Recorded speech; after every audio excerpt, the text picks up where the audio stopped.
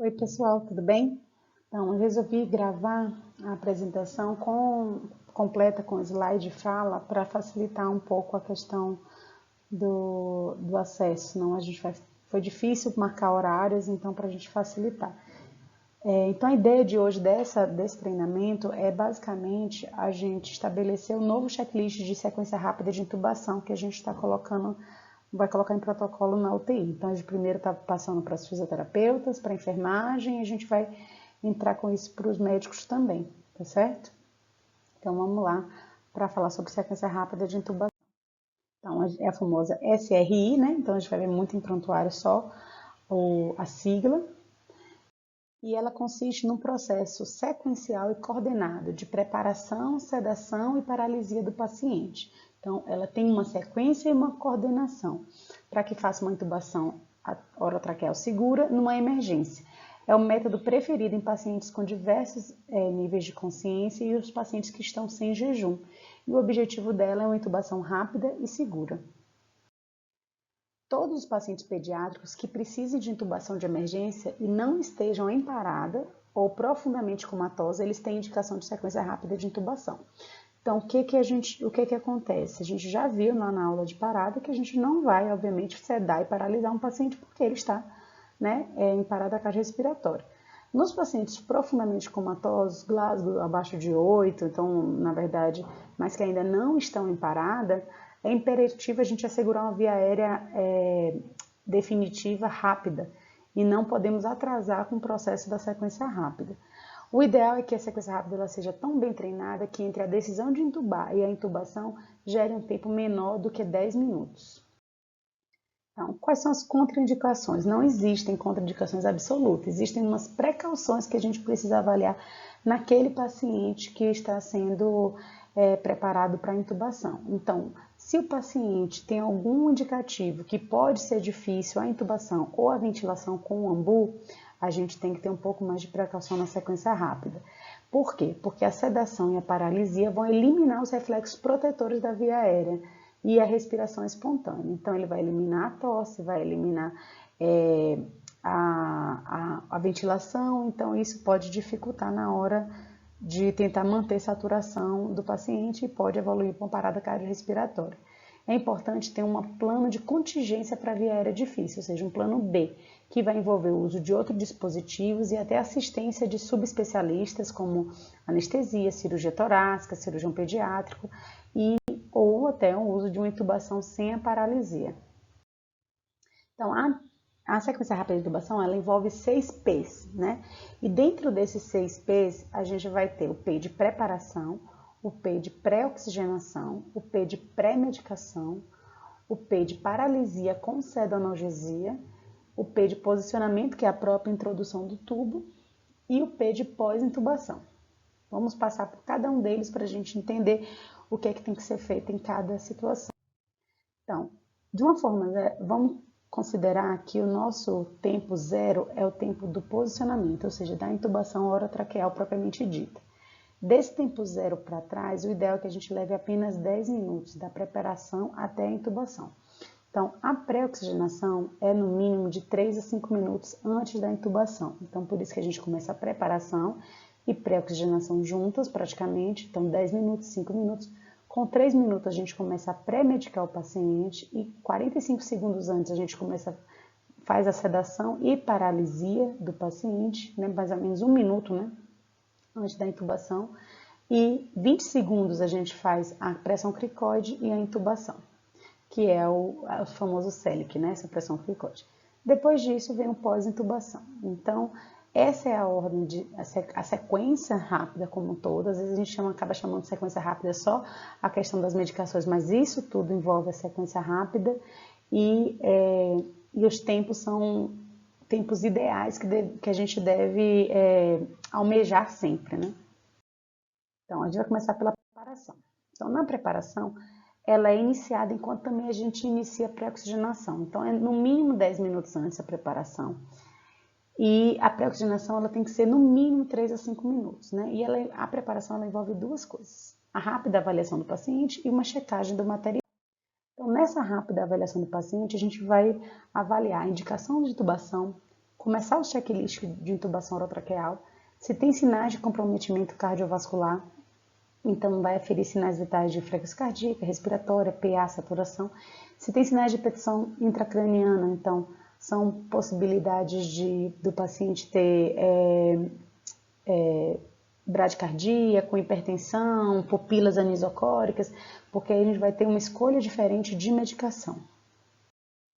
Histórico de doenças prévias, então pacientes com miopatias, asma, obstrução de via aérea alta. Por quê? Paciente com miopatia, aquele paciente tem hipotonia, pode ser um paciente muito difícil da gente ventilar no ambu, por incrível que pareça. Por quê? Porque eu tenho dificuldade de manter a patência da via aérea, né? Então tem que ter uma abertura de via aérea para a gente poder expandir o tórax. Paciente com asma pode fazer broncoespasmo após a intubação em broncoespasmo grave. Paciente com histórico de obstrução de via aérea alta, então paciente que fez estridor, que você está intubando pela segunda vez, pela terceira vez, esse paciente pode ter dificuldade de não passar o mesmo tubo que o anterior. Histórico de reações adversas à anestesia, né? Então, reações paradoxais, alguma coisa, e alergia a medicamentos. Ainda na rápida avaliação do paciente, ter um exame físico direcionado para as possíveis dificuldades e complicações. Então, uma das possíveis complicações no paciente que vai ser intubado é a instabilidade hemodinâmica. Então, infelizmente, devido à falta dessa preparação, não é incomum que no momento que a gente faz o sedativo, o paciente instabilize e evolua para uma parada cardiorrespiratória. Então, a gente precisa antever sinais de hemodinâmica descompensada e esperar compensar um pouco essa hemodinâmica para intubar, porque toda medicação analgésica que fizermos pode levar à redução do débito cardíaco, pode reduzir a pré-carga do paciente e isso contribuir para uma hipotensão, uma taquicardia e depois deflagrar uma parada cardiorrespiratória. E o importante também é a gente avaliar a possibilidade de via aérea difícil pelos estigmas de via aérea difícil, que são a região occipital proeminente, anomalias de face, queimadura e trauma de face, boca pequena, macroglossia, que é a língua grande, palato anormal, a mandíbula pequena, pescoço curto ou dificuldade de mobilização do pescoço. Então, para esses casos, a gente tem que ter um plano de contingência para via aérea difícil. Então, agora eu vou passar por dois dispositivos que a gente tem na UTI, que a gente tem na nossa maleta de VAD e tem no carrinho de parada e que a gente tem que estar ciente para poder fazer uso. Então, um deles é a máscara laríngea. Então, as máscaras laríngea aqui não vai ter, mas a gente tem a número 1 e a número 1,5, que são para pesos menores, né, do que esse. Então, elas são identificadas por cor, por número e são distribuídas de acordo com o peso e a quantidade do que a gente usa no cuff, né? Então, essa aqui é uma máscara laríngea. A gente passa um lubrificante somente à base de água, não pode usar xilocaína, porque a xilocaína pode fazer laringoespasmo na hora que passa a máscara laríngea. Esse cuff, obviamente, tem que ser testado antes e depois tem que ser insuflado só quando ele estiver bem posicionado. A gente tem aqui a marca onde vai ficar na boca, né? Até onde deve estar introduzido a máscara laríngea, para dizer que está no local certo. E ela é um dispositivo supraglótico que é para ser utilizado em situações que a intubação é difícil, ou que não se conseguir intubar, para a gente poder ventilar nosso paciente. Ela é um dispositivo temporário, a priori deve ser usado apenas por 3 horas, pode ser usado por um tempo maior, mas não deve ser estimulado isso pela possibilidade de ter isquemia dos tecidos ali adjacentes. Então vamos ver no vídeo para a gente ver como é que funciona. Então aqui na imagem, ó, máscara laríngea, ela vem ocluindo o esôfago que está atrás aqui e deixando essa área aberta para ventilar laringe e traqueia, tá certo? Claro que a máscara laríngea vai resolver muitos problemas, mas outros pode ser que não possa e a gente teria que ir para uma crico de urgência, né? Mas assim, a gente tem que lançar a mão mais do uso da máscara laríngea em situações difíceis. Então, máscara laríngea, o paciente está aqui ocluindo o esôfago e ela vai estar com abertura para a área da laringe e traqueia. No vídeo aqui... Abaixo eu tenho o meu esôfago. Onde a máscara vai se inserir? Ela vai se inserir ali na entrada do esôfago e logo abaixo da minha valécula. Ou seja, ela vai ficar bem de frente com a minha via aérea. Ela vai dessa forma aqui conseguir ventilar o meu paciente de uma forma bastante eficaz. ela vai ficar dessa forma. E a língua em cima dela. Qual que é um grande erro que muita gente comete? É, na verdade, colocar e deixar a máscara dessa forma, com a língua caindo em cima dela. Perceba que ela não está ventilando nada. Eu preciso fazê-la progredir de forma que ela ventile bem. Pronto, então no vídeo mostrou bem onde é que fica a localização da máscara laríngea, a necessidade da gente ter o tracionamento da língua, para não ter queda de língua. Pense que o meu paciente ele vai estar sedado, né? E muitas vezes ele pode estar até paralisado já, então eu não posso ter queda de língua, então eu tenho que ter tracionamento da língua para poder passar a máscara laríngea no local correto. Abaixo eu tenho o meu esôfago.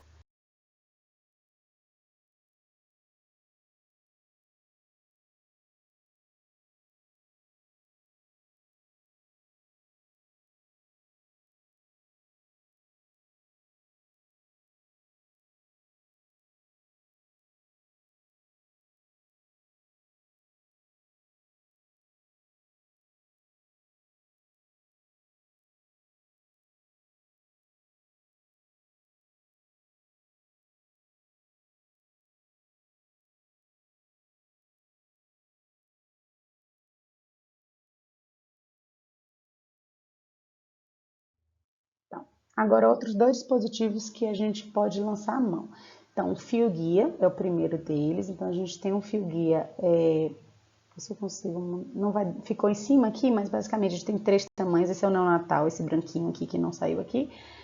O adulto, esse azul, e o intermediário, o amarelo, nesse caso dessa marca, certo? O que eu coloquei aqui que é importante? O neonatal, ele tem um diâmetro de 2 milímetros, não deu para ver porque a câmera está acima.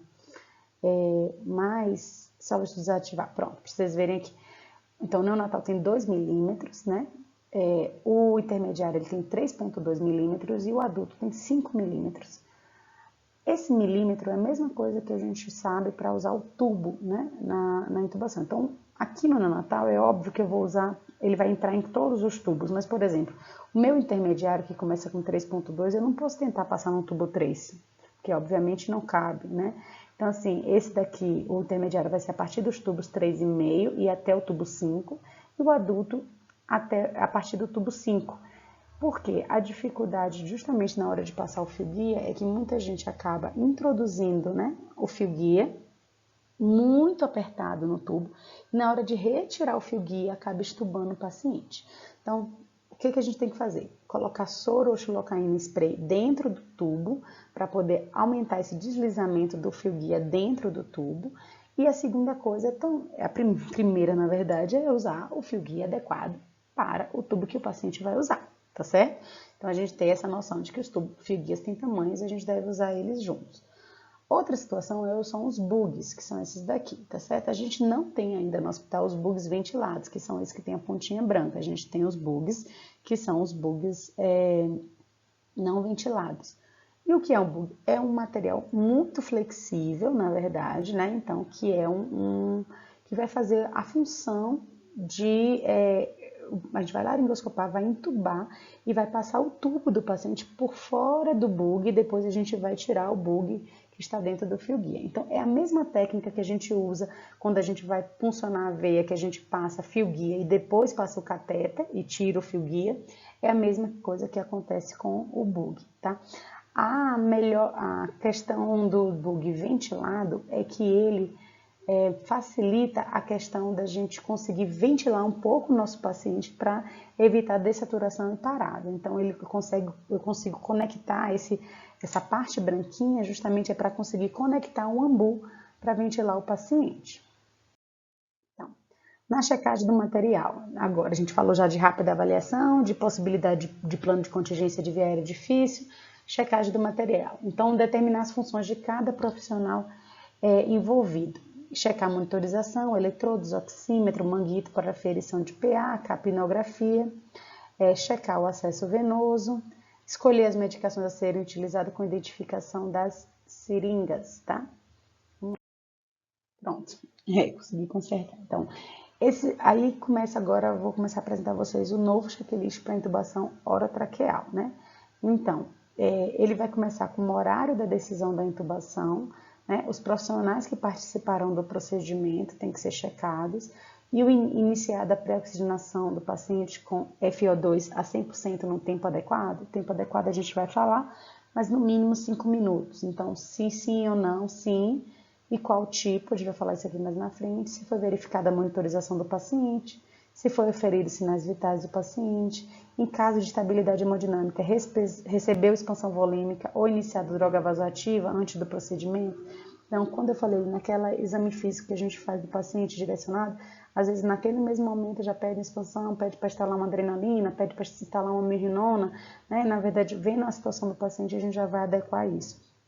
Tem histórico de dificuldade de intubação prévia, estridolaringe, alteração de face e pescoço, se sim, separar a máscara laríngea, separar o fio guia, se foi como acionado outros especialistas, sim ou não. Algumas mudanças ainda vão ser feitas, mas basicamente esse é o esqueleto. E a questão da última refeição e distensão abdominal para passagem de sonda nasogástrica. Vamos falar agora de cada ponto desse. A primeira coisa, a monitorização, vocês conhecem bem, mas eu alertei toda a equipe de técnico de enfermagem também quanto a isso, né? A gente tem um padrão americano, a gente tem 3 e 5 vias, né? Na nossa UTI, uma vai seguir o padrão americano de cores, né? Branco, preto, vermelho, e outra vai seguir o padrão europeu de cores, vermelho, preto, branco, pode ser marrom, mas no nosso caso é branco, amarelo e verde. O que eu alertei para elas, para vocês saberem também, para a gente falar sempre a mesma língua? A questão de deixar o tórax disponível, digamos assim. Porque, tanto na aula de parada, eu reforcei isso muito, de que a gente precisa ter esse tórax aqui disponível para um caso de compressão torácica. Então, não deixar os eletrodos juntos, que isso dá interferência também, deixar os eletrodos separados na sua localização adequada e deixar o tórax livre do paciente. Outra coisa a alertar também sobre a questão do tamanho dos manguitos, né? Eu sei que na pediatria a gente tem uma dificuldade, porque às vezes dependendo do biotipo da criança isso vai interferir. Mas de uma forma geral, a gente tem que ter em mente que o nosso manguito ele tem que cobrir 80% da circunferência do braço e 40% da distância do membro, ou seja, por exemplo, daqui do acrômio até o olecrano, a gente tem que ter 40% coberto e 80% de circunferência. E mais ou menos é o que eu falei para ela, eu divido em 3 pedaços mentais ali o membro do paciente, eu tenho que cobrir 2 pelo menos, né? E assim vai. Tenho que, né, cobrir mais do que 2 na circunferência e cobrir menos do que 2 ali na divisão em 3 pontos, né, do membro. A questão do oxímetro, então, muitas vezes a gente vai precisar usar 2 oxímetros, a gente tiver dificuldade, às vezes nosso paciente está mal perfundido, a extremidade está fria, alguma coisa assim, então a gente vai ter que usar 2 oxímetros. Então, pegar o oxímetro do nosso monitor e o oxímetro de transporte pode ser utilizado. Tentar aquecer o máximo o membro, a gente não vai começar a fazer uma reanimação cardiopulmonar num paciente sem oxímetro, reanimação não, uma intubação orotraqueal num paciente sem oximetria adequada. Tentar a orelha, tentar a mão, tentar pé, tentar a testa, onde tentar, mas a gente precisa ter isso pronto e com curva adequada. Capnografia, então esse é o nosso novo capnógrafo, todo mundo já usou, já teve algumas oportunidades de uso e o uso é bem tranquilo dele. A gente vai implementar que o capnógrafo esteja montado antes da intubação orotraqueal. Ou seja, a nossa intubação ela vai ser confirmada pela capnografia, que é uma qualidade a mais na assistência ao nosso paciente, que é a constatação fidedigna que o tubo está no local certo, né? O restante de checagem, checagem da aspiração, do vácuo da sonda, checagem do ambu, separar os tubos de acordo com o tamanho adequado para a idade, testar os balonetes com cuff, dos tubos com cuff, né? Separar laringo e lâmina adequada, testar laringo e lâmina, ventilador montado e testado e posicionamento do paciente. Então, essa parte no checklist vai estar aqui. Por exemplo, dispositivo bolsa máscara válvula, que é o nosso ambu, está conectado na bala de oxigênio. Por que a gente colocou esse conectado na bala? A gente tem uma situação muito complexa que a gente vive na nossa UTI, que é a questão de falta de saída de oxigênio. Então, para resolver isso, nesses casos, a gente vai deixar a saída de oxigênio, nosso Y, que vai estar lá, a gente vai estar para o ventilador, e o outro Y vai estar para a pré-oxigenação do paciente. Então, o nosso AMBU, necessariamente, ele tem que estar na bala de oxigênio, tá? Então, isso já foi repassado, vai ser passado também para os médicos, a gente vai deixar isso bem claro. O reservatório está íntegro? Sim ou não? A máscara está adequada para a face? Sim ou não? Sistema de aspiração, a sonda está separada? Foi verificada a pressão do sistema de vácuo? O sistema de vácuo está funcionante? Separado 2 unidades de laringoscópio e lâmina e testados, então a gente vai encaixar e vai balançar para ver se a lâmpada vai piscar, alguma coisa assim. Os tubos foram separados 3 tamanhos, então assim, o tubo escolhido pelo médico, um tubo maior e um tubo menor. Se o tubo escolhido tiver balonete, a gente vai testar o balonete, então não precisa ficar testando de todos, porque a gente vai jogar muito tubo fora, né? Porque às vezes não vai usar todos, mas se o médico escolheu o 4,5 com cuff, a gente vai, para a primeira intubação, a gente vai testar esse. Aí não passou o 4,5 com cuff, aí eu vou tentar o 4 com cuff. Testa-se o 4 com cuff e entrega para o médico. A fixação do tubo que tem que estar pronta, montado e instalado o capnógrafo, testado o acesso venoso, né? Se não tiver condição de acesso venoso, fazer a sequência rápida de intubação intramuscular, né? Se não puder postergar mais isso. Se foi posicionado adequadamente o paciente, foi colocado um coxinho. Se o ventilador foi montado e testado com a cascata, se passou com a cascata. E se as medicações estão preparadas, identificadas e colocadas na sequência correta. Então, vamos lá. Sistema de aspiração é esse que a gente tem. A gente vai usar sondas de 4 a 10, mas na pediatria mais de 6 a 10. Isso aqui é um ponto importante. A gente sabe que as pessoas acabam usando indiscriminadamente a pressão do vácuo. Isso leva a lesão de via aérea. Às vezes você vai ver naquele momento de sangramento, às vezes é outra pessoa que vai aspirar e vai ver o sangramento mais na frente. Então, na literatura, a gente sabe que não deve passar 12 centímetros de mercúrio na pressão de sucção. E tem pessoas que colocam 20, 30. Imagina, eu estou dando praticamente o dobro, né, de pressão, da pressão sugerida pela literatura. Então, lactente criança, a gente vai usar sempre 12 centímetros de água, claro que de mercúrio. Claro que eu sei que muitas vezes o nosso vácuo ele não está funcionando da forma tão adequada, mas a gente vai tentar ser o menos lesivo possível. A aspiração ela não pode ultrapassar 5 segundos e ela tem que ser precedida de oxigenação a 100%, tá?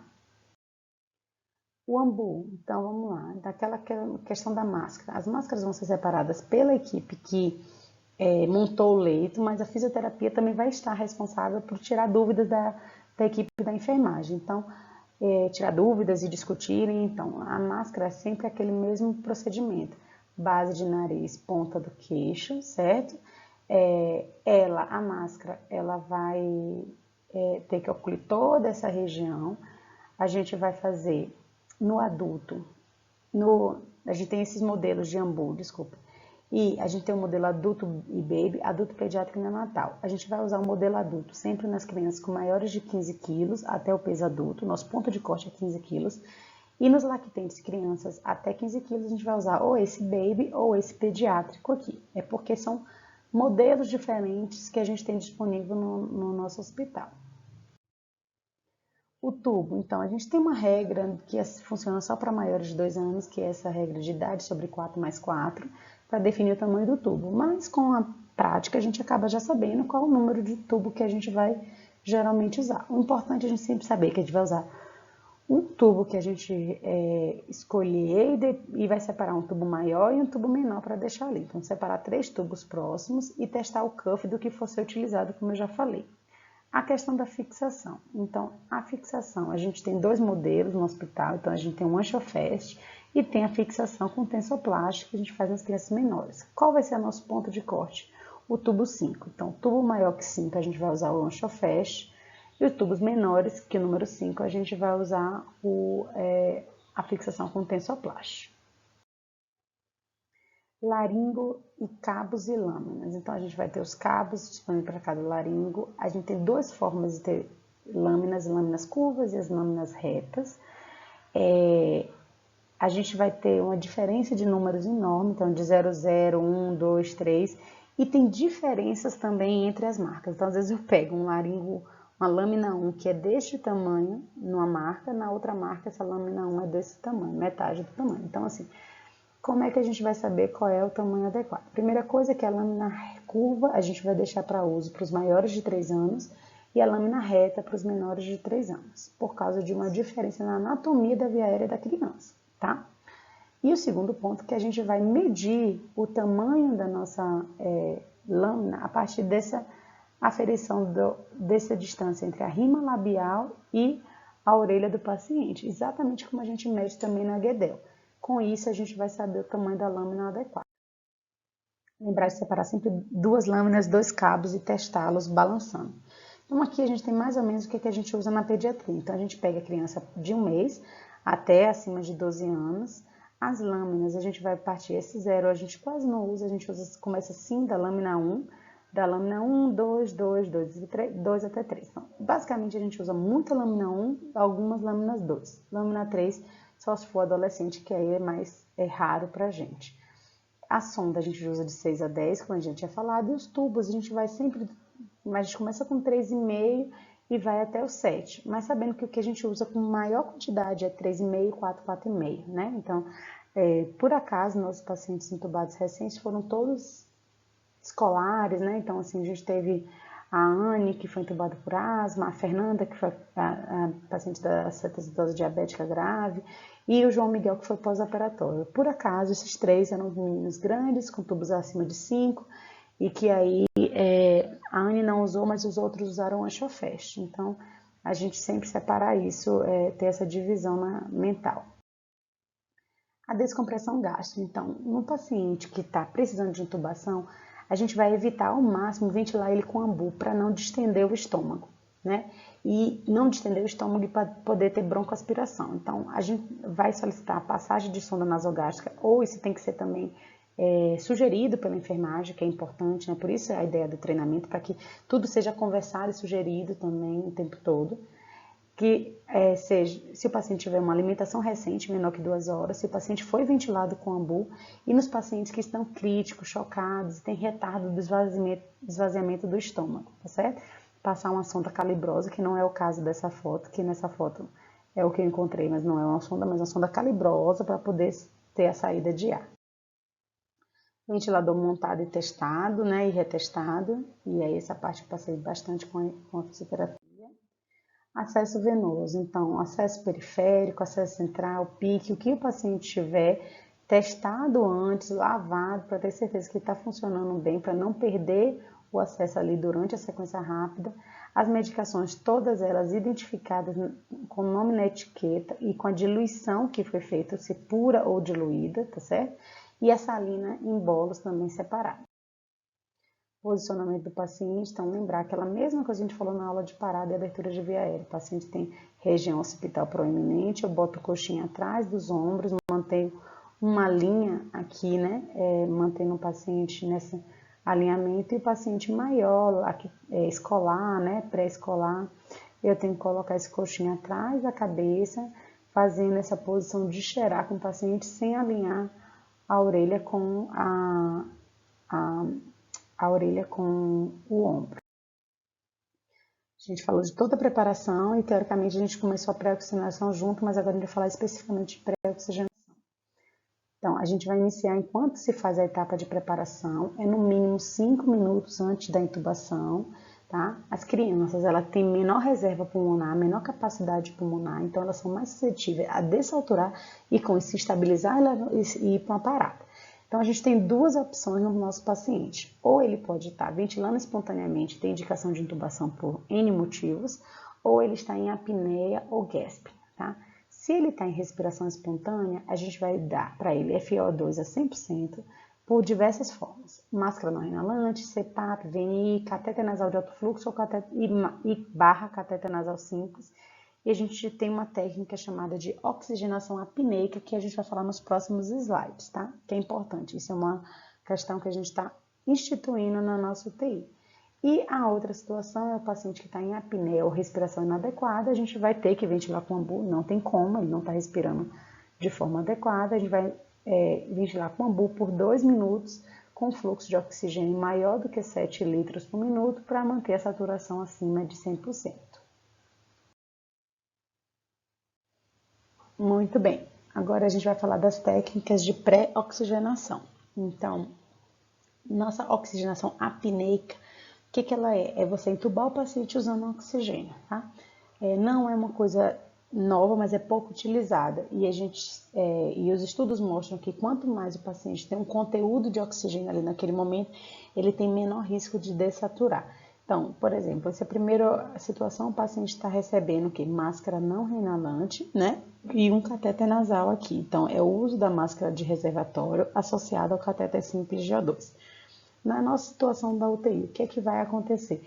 Eu tenho uma saída que vai estar com o ventilador montado de oxigênio, meu ambu na bala, e eu vou precisar ter duas saídas para poder colocar o meu catéter de oxigênio e minha máscara não reinalante. Então, a não reinalante vai sair da parede, né? Porque o fluxo é mais alto de oxigênio, e meu catéter nasal de O2 vai ter que estar com outra bala de oxigênio naquele momento. Por que isso? Porque eu vou ter que, na hora que for entubar, tirar a máscara não reinalante e deixar meu paciente no catéter nasal, para ir sustentando a saturação de O2. Eu não tiro meu paciente todo o suporte, a gente nunca mais vai fazer isso. Tirar todo o suporte de oxigênio e entubar um paciente. Então, ele sempre vai ter ali um backup de oxigenação. Quando o paciente está em alto fluxo, esse é o melhor dos nossos mundos. Por quê? Porque, na verdade, eu só vou fazer aumentar a FiO2 no alto fluxo, né? Então, aqui se o paciente estava com 40, eu aumento para 100%. E meu paciente, eu intubo ele em uso de alto fluxo. Depois da intubação, confirmada a intubação e tudo mais, é que a gente vai retirar o catéter de alto fluxo. Sempre para manter saturação acima de 95, né? Em torno ali de 95 a 99. No meu paciente que está utilizando VNI ou por máscara nasal ou por máscara orofacial, a gente pode também fazer pré-oxigenação dessa forma. Só que, idealmente, a gente não prender no cabresto para poder não dificultar mais, né, na hora da retirada. E a gente vai manter ali e pode ser que eu precise, por exemplo, pode ser difícil ventilar, entubar, na verdade, com a neomask aqui, pode atrapalhar na hora, né, na intubação. Então, a gente tem que lembrar que eu posso ter que usar nesse paciente na hora um catéter nasal. Então, tiro minha VNI. Enquanto eu estou fazendo tudo, eu estou pré-oxigenando na VNI ou na máscara nasal no CPAP. Mas na hora que eu falo assim, pessoal, agora a gente vai entubar, o fisioterapeuta tira a VNI, tira a coisa e coloca um catéter nasal simples, tá bom? Então, o que é oxigenação apneica? É exatamente isso. É a gente laringoscopar o paciente usando um catéter nasal simples ou catéter nasal de alto fluxo, tá? Então, essas são as nossas possibilidades. Então, é a laringoscopia e intubação no paciente em suporte de O2 por catéter nasal simples ou de alto fluxo. Então, lembrar que naqueles pacientes de CPAP nasal ou VNI nasal ou VNI orofacial, a gente tem que lembrar que a gente vai ter que colocar um catéter nasal na hora da laringoscopia. Então, passada a pré-oxigenação, a gente vai para a pré-medicação. A pré-medicação ela começa 3 minutos antes do tempo de laringoscopia, tá certo? E ela constitui basicamente duas medicações básicas, que é a atropina e a lidocaína. Então, a atropina ela é indicada em casos selecionados. Algumas crianças podem ter reflexo. Por que a gente usa atropina, né? Então, porque algumas crianças podem ter um reflexo vagal durante a laringoscopia, com bradicardia e piora da perfusão. Então, a atropina veio justamente para prevenir isso, porque ela previne a queda da frequência cardíaca sem levar a arritmias. Então, ela é indicada para muita gente, mas não é para todo mundo, tá certo? Então, quais são os casos que a gente vai indicar a atropina? Menores de 1 ano, sempre, criança em choque séptico ou hipovolêmico, e aquelas crianças que vão receber como paralisante a succinilcolina. Então, a gente administra sem diluir a atropina e no nosso hospital a atropina é a Pasmodex, que é essa aqui, que é um flaconete, né, no caso. A outra pré-medicação é a lidocaína 2%. Ela é utilizada nos casos do paciente que tem suspeita de aumento da pressão intracraniana para uma neuroproteção, porque ela inibe reflexo de tosse, engasgo e melhora a perfusão cerebral. Então, a gente acaba usando muito lidocaína naqueles pacientes que têm neuroproteção. A ideia do uso na sequência rápida é a mesma parte do mesmo pressuposto, né? Mas a gente não pode atrasar a intubação. Então, se for difícil encontrar, ou se não sei o que, não vai atrasar a nossa intubação. Ela também é administrada sem diluir e para nós é a xilestesim. Lembrando que a gente usa a 2%, tá? Porque geralmente, porque a gente tem também a 1% e o cálculo é totalmente diferente, né? Obviamente, da dose. Pronto, passamos a pré-medicação, agora a gente vai passar para aquele minuto final até a intubação, que é essa indução anestésica e relaxamento muscular. Então, a sedação ela deve ser administrada primeiro, depois ela deve ser seguida pelo paralisante, assim que a criança ficar inconsciente, tá? Então, a gente não vai nunca fazer um curare se a paciente não me parece estar sedada, tá? Por quê? Porque é uma sensação, o curare não vai dar amnésia, não vai dar sedação e vai estar o paciente paralisado e sem ter profunda inconsciência. Então, o paciente tem que estar inconsciente para ser paralisado. A sedação ideal é aquela que fosse rápida e com efeitos colaterais mínimos. A gente tem todas essas que a gente usa, midazolam, ketamina, fentanil, propofol, tipental. O médico vai escolher baseado na história clínica, no exame físico e na habilidade com possíveis efeitos colaterais, né? A seringa eu já falei que tem que ser adequadamente identificada e o bolo de salina após a administração EV. O que é importante aqui? Por exemplo, o midazolam, a gente usa geralmente midazolam, ketamina, né? É o que a gente mais utiliza. No protocolo de sepsis do Survival Sepsis Campaign, a orientação nos pacientes chocados é que só use ketamina para intubação orotraqueal. Por quê? Porque o midazolam tem um efeito depressor do miocárdio, né? O fentanil pode fazer aquele travamento do tórax, pode atrapalhar na hora da ventilação do paciente que está instável hemodinamicamente. O propofol, por exemplo, ele também tem um efeito hemodinâmico importante. O tipental, o propofol é ótimo para situações que é uma intubação para um procedimento, coisa rápida. O tipental, e pacientes que não têm comprometimento cardiológico, o tipental é bom para aquele paciente ou de trauma crânioencefálico, ou paciente com mal epiléptico, então é indicado. Então, assim, vai ter ali naquela avaliação rápida que a gente fez rapidamente do paciente, já vai ter na cabeça mais ou menos qual que seria utilizado. Então, os paralisantes, eles levam a um relaxamento muscular completo, que vai facilitar a intubação orotraqueal, né? Então, já falou de sedação, agora paralisantes, mas eles não oferecem, como eu disse antes, sedação, analgesia ou amnésia. Então, sempre tem que ser feita sedação antes do curare, tá? Curare não é sedativo. E a gente tem todos esses disponíveis, rocurone, cisatracura, atracuro, succinilcolina e pancurone. Dos utilizados na sequência rápida, o ideal seria succinilcolina ou rocurone. Na pediatria, a gente lança mais mão de rocurone. Por quê? Porque ele tem um tempo de ação curta, né? Até 30 minutos. Ele tem menos efeitos colaterais sobre PA e frequência cardíaca. Então, a gente tem mais segurança com o rocurone.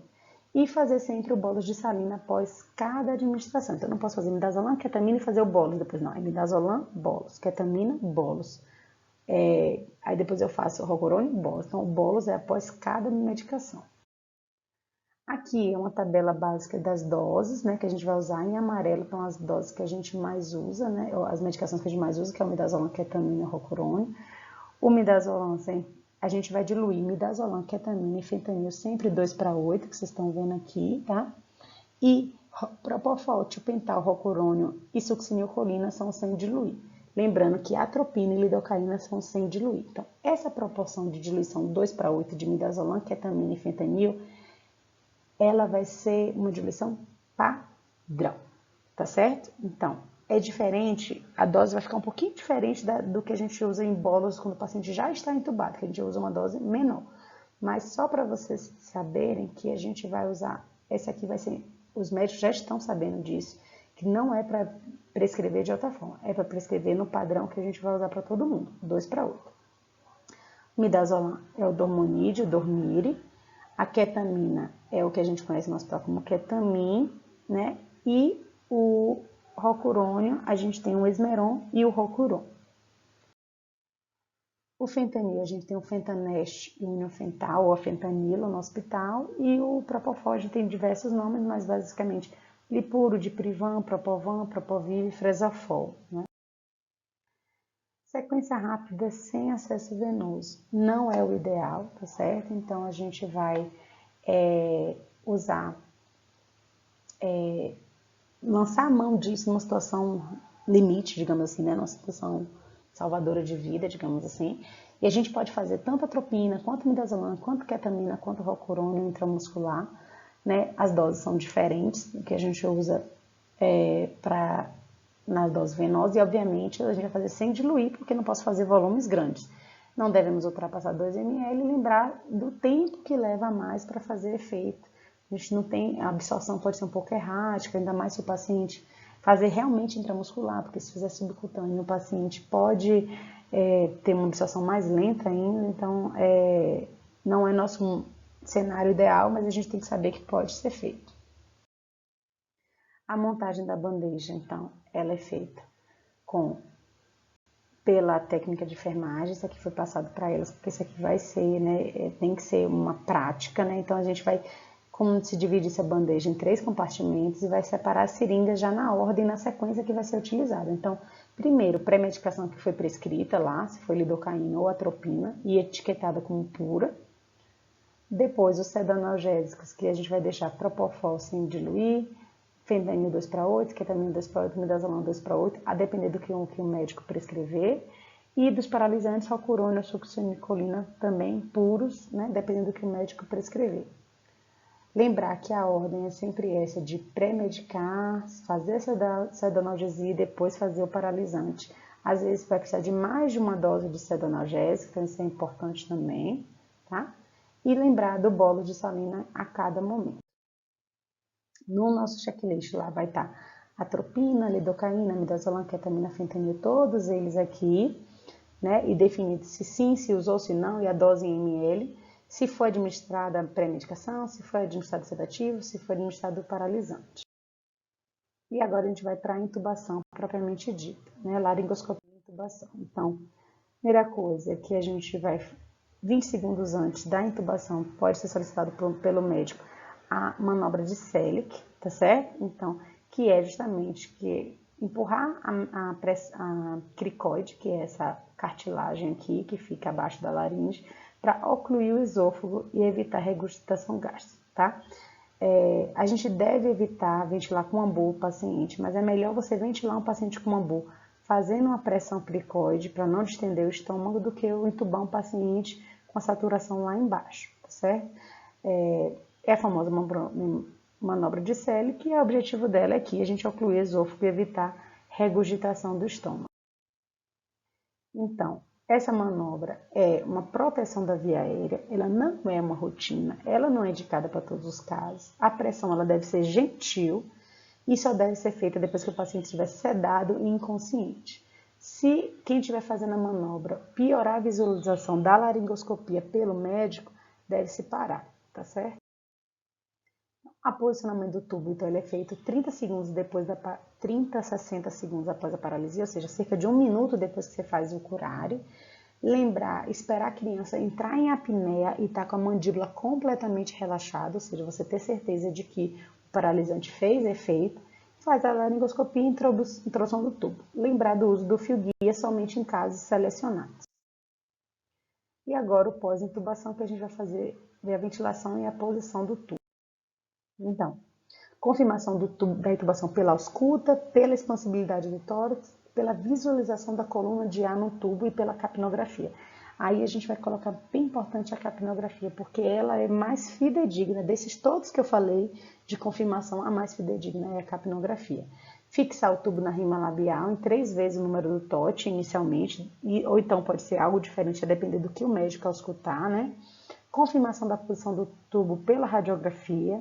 Manter o tubo a 2 centímetros da carina, acoplar o tubo a paciente no ventilador, iniciar a sedação e analgesia contínua, né? O médico vai prescrever, e obter o acesso venoso seguro, pique o cateter venoso central e proteger as proeminências ósseas.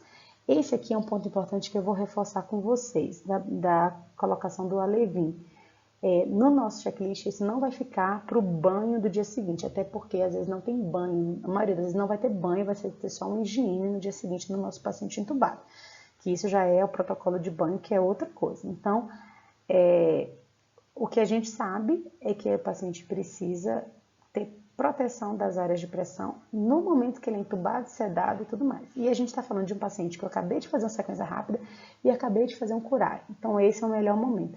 Então, na preparação de material, já traz o Alevín, já deixa ali junto e já coloca tudo no paciente na hora da intubação, seja ela de manhã, de tarde ou de noite ou na madrugada, certo?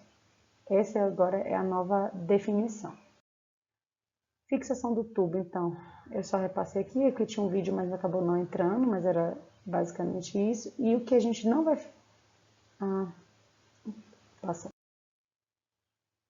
não fazer na fixação do tubo é, por exemplo, quem está segurando o tubo não dá, primeiro sem luva, segundo é fixar o tubo com o dedo fora da boca, né? Então a gente deixa uma pressão no palato, né? No céu da boca do paciente ou no dente, se o paciente tiver dente, né? E mantém segurando aqui para poder não ter escape. Às vezes uma besteira a gente acaba tracionando o tubo do paciente.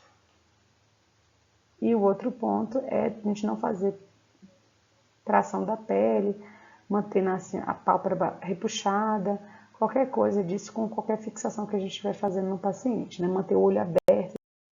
Então, voltando lá ao nosso checklist, então vai ser perguntada, finalizando, né? Realizada a manobra de Selig, que é a pressão cricoide. A intubação foi realizada em quantas tentativas? Qual foi a dificuldade encontrada? Foi insuflado o balonete? Foi confirmada a intubação por ausculta, né? Fixado o tubo, confirmada também pela capnografia? Foi acoplado no ventilador? Que horas terminou tudo, tá? Então, foi retirado, depois que termina tudo, retira o suporte de oxigenoterapia, então cateter nasal, alto fluxo, VNI, e confirmada a posição do tubo pela radiografia de tórax e proteção das proeminências ósseas no corpo. E aí a gente finaliza o checklist. Última situação é a gente separar qual é a função de cada membro da equipe, né? Então, isso aqui foi colocado, a gente está aberto a sugestões também, mas a gente, nas aulas que eu já dei, que tinha mais gente da enfermagem e da fisioterapia, já surgiu algumas sugestões e eu já atualizei isso. Então, o que vai ficar a cargo do fisioterapeuta? Claro que assim, essas funções elas não são estanques e tipo, meu Deus, eu não vou poder fazer porque é do fulano. Não, não é essa a ideia. A ideia é que a equipe esteja tão entrosada que um vai fazendo o outro sem precisar ficar ninguém falando, você já checou isso, você já checou aquilo, e faça também uma sensação de dupla checagem. Um colega vai vendo se o outro fez o que está sendo programado. Então, o fisioterapeuta checa o tamanho adequado da máscara, checa o funcionamento do VAP, sonda da aspiração, testa o funcionamento do ambu, conecta o ambu na bala de oxigênio, inicia a pré-oxigenação, né, seja lá com o que for, lembrar da saída da pré-oxigenação na régua da parede, né, montagem e instalação do capnógrafo, montagem e teste do ventilador, então, na saída de O2 também da régua da parede, prepara a fixação do tubo, né, se é angiofaixa ou tensoplast, insufla o balonete, fixa o tubo, acopla o paciente no ventilador e retira o suporte de oxigenoterapia. Aqui, a sugestão que não ficou aqui foi a questão da retirada do fio guia, tá? Então, assim, a retirada do fio guia também fica por aqui. O técnico de enfermagem, ele vai buscar as medicações no arsenal ou no carrinho de emergência. Ele vai preparar as medicações conforme a orientação / prescrição médica, na diluição correta. A gente não vai exigir do médico a prescrição do TASI naquela hora para poder intubar, se for uma intubação que eu não consiga parar, sentar no computador, abrir TASI e fazer tudo isso. Então, a gente também tem que ter esse bom senso de que a gente vai abrir o carrinho parado, o médico vai fazer no papel a prescrição e aí vai ser feito e depois é prescrito retrospectivamente. Identifica corretamente as seringas com as medicações, o técnico monta a bandeja conforme a sequência do uso, administra as medicações conforme o comando verbal do médico e contacta a equipe da radiologia para a realização do raio-x. Por que a gente coloquei isso para o técnico? Porque depois da intubação vai estar todo mundo envolvido com a fixação do tubo, com a cópula no ventilador, e aí o técnico é aquela pessoa que está mais livre para poder sair e ligar logo para o raio-x. O enfermeiro, então, verifica a monitorização do paciente, afere os sinais vitais pré-procedimento, então, os eletrodos, oxímetro, manguito, separa o material para via aérea difícil, então, a máscara laríngea e o fio guia, passa a sonda nasogástrica para descompressão, separa os laringoscópios e lâminas, 2 unidades, separa os tubos, as 3 unidades, vai testar o balonete do tubo com cuff, se esse tubo for ser utilizado, checa e testa o acesso venoso, supervisiona a ação do técnico de enfermagem, entrega o tubo ao médico durante a laringoscopia. Ah, tem que ser um enfermeiro, pode ser um fisioterapeuta. Gente, a gente só quer que seja alguém. Alguém tem que ser determinado antes da intubação, dizer, o médico vai perguntar, quem vai me entregar o tubo? Para não ter que o médico, porque o que acontece? Parece uma bobagem, mas faz total diferença. Quando a gente faz a laringoscopia, se a gente tira o olho da visão ali, muitas vezes a gente mexe a mão e a gente perde a visão da intubação. Então tem que ser uma coisa muito rápida. É o médico com a mão levantada, pegar o tubo e levar. Lembrar de na hora de abrir o invólucro, deixar muito livre a saída do tubo. Eu já vi situações de a gente ficar com o tubo preso, né, naquele momento. O enfermeiro auxilia na fixação do tubo, né? Ele pode ventilar o paciente nesse momento, ele preenche e confere o checklist no momento que tudo está sendo feito e protege as áreas de pressão com as placas de proteção, com a ajuda do técnico de enfermagem também. O médico supervisiona a checagem e preparação do material, bem como toda a ação da equipe, avalia o paciente, aquela questão do histórico, antecipa os problemas de via aérea difícil, avalia o estado hemodinâmico, elabora um plano de contingência em caso de uma via aérea difícil, determina o número do tubo laríngeo, prescreve as medicações, posiciona o paciente para o procedimento, fornece comando verbal claro sobre as medicações que serão realizadas. Após indução e paralisia do paciente, faz laringoscopia e intubação, confirma a posição pela ausculta e tudo mais, e por todas as capnografia, etc. Auxilia na fixação do tubo, né, determinando no número da rima labial, acopla juntamente com o fisioterapeuta no ventilador e solicita a radiografia pós-extubação. Isso de uma forma geral para a gente ter essas funções determinadas. Era isso que eu tinha para falar para vocês, é uma aulinha um pouco comprida, né, e eu quero, como eu não consegui fazer com vocês ao vivo, por favor, espero que vocês tenham anotado durante dúvidas que vocês tenham durante a aula, que vocês me passem, podem mandar áudio, podem mandar mensagem e que aí eu respondo a vocês, tá bom? Obrigada, tamo junto nessa daí.